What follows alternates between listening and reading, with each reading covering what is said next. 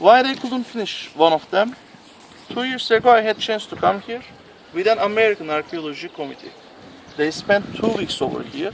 I had chance to join excavations. Mm-hmm. Oh, And wow. the head professor says the calculations showed all the income of the temple, all the money they made in one whole year was enough to make only one column.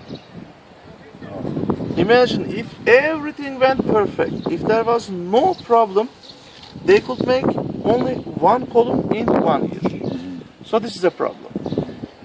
Another thing, just the columns can take 122 years. We speak about a huge base. We speak about interior walls.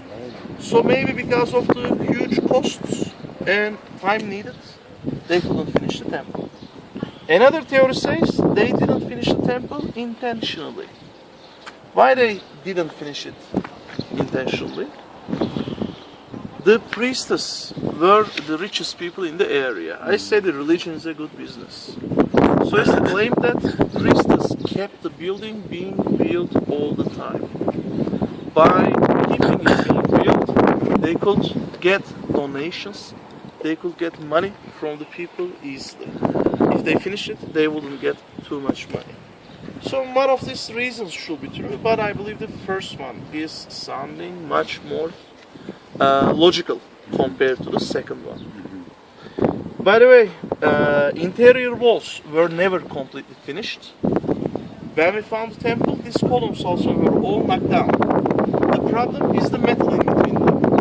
Many times people think earthquakes destroyed the city. Earthquakes were not so destructive on the cities. These are metal-locked buildings which cannot be demolished easily. Many times people say wars destroyed the cities. Imagine Persians attacking, they won't hit the columns for no reason. Like the columns will stay. They won't destroy the building. So you know what destroyed the ancient cities? Recycling. This is the biggest problem. In between the columns, you remember I said they used to put metal bars to lock them. When people left the city, they pushed the columns, knocked them down, and carved the metals in between them. By doing that, they recycled the metal. So that's why the columns were all on the ground when we found them. Where is the metal? You cannot see it in any single place. You can only see sometimes rusting, but no metal left because it was taken. No, it's like that in Sicily and Agrigento. You don't see that it's empty in the center. Same over here. And by the way, there's a common story of like this fortune teller versions, oracles telling the future. To tell the truth is a big story. The truth was a little bit different than this. And my friend over here, whom came to this kind of place with me a couple of days ago, can tell you how the fortune tellings were made. You know, Apollo was a fortune teller god, but it was not the full fact. Brahas, the priest he mentioned, were abusing this, oracle thing. Like, what your name was? Richard. Richalopoulos came into this temple to have some oracle, to have some news from future. And I am Brahos, and I am coming beside you, welcoming you. Welcome here. Take this tea as a welcome drink, and it's a little drugged inside of it. They just mixed up with some herbs, and they make you a little bit tipsy with that. And after you get tipsy, I change my costume with some, tremendous one, with many colorful one, and I have a staff in my hand, and I have a, prosperous hat on my hand, and I act like a god, and I talk to you, like, you ask something. Am I going to have a good job? Am I going to have a baby? Am I going to blah blah? And I am telling you, my dear human, you will have a good fortune. You will be rich in the future. You will have a baby. maybe in a year. And I tell you everything, anything you need. And when the job is done and you get a little bit sober, you go to Braha, to me, which was pretending like a god, maybe 15 minutes ago, and you say me like, oh, it was great, I feel so good now, because God shown to me and talked to me. He said good things about my future. For example, he said that I am going to have a baby. And with that also, before all of this process, they also made sacrifices. Before I get you to the oracle conversation, you have to make some sacrifice to God. Because you need to give something to take something back.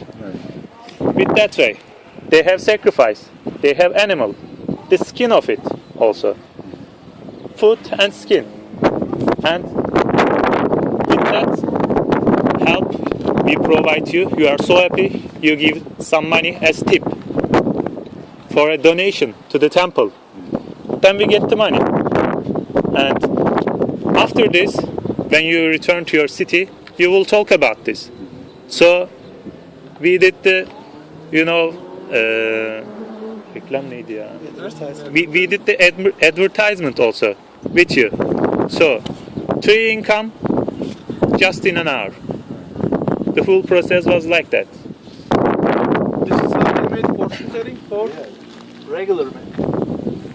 Because let's say Richard the Chin is a regular man who came here. I can drug Richard. I can fool him. Richard doesn't have 10 people with him, no bodyguards. But let's say another guy came, he's a king, he has protection with him. What you will do with him is much more complicated. They spied on people. That's how they made fortune tellings in a big scale. You remember there was a king called Midas, the guy with the golden touch. You remember that story? Whatever he touches turned into gold. He couldn't eat anything, he couldn't drink anything. So the king Midas one day said to his horsemen, his people, I want you to go to the Apollo temples around the world. There were tens of them.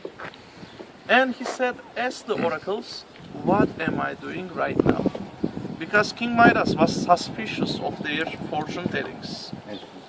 And King Midas went to kitchen. He started to cook. What he was cooking? Something experimental. First he took a chicken and he killed a goose. He opened the goose in half and he put the chicken inside. Then he stitched the goose.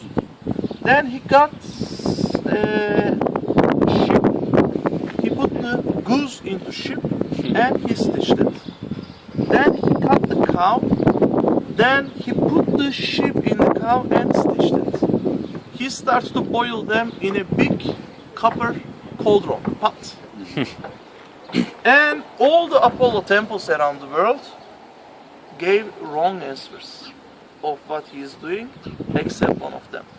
The one in Delphi, the famous one in Greece. They could give the right answer. Then the one in Delphi became the most famous of all Apollo temples. That's why everyone knows that one, not this one. Because of King Midas, because of this little pest he had. How the Delphi temple gave the right answer? They had a little bird in the kitchen who brought them news. These temples were like little think tanks where they had many counselors sitting together. Let's go down. Let me show you how it used to work. Down there I will leave you. We will have free time also here, like we did before.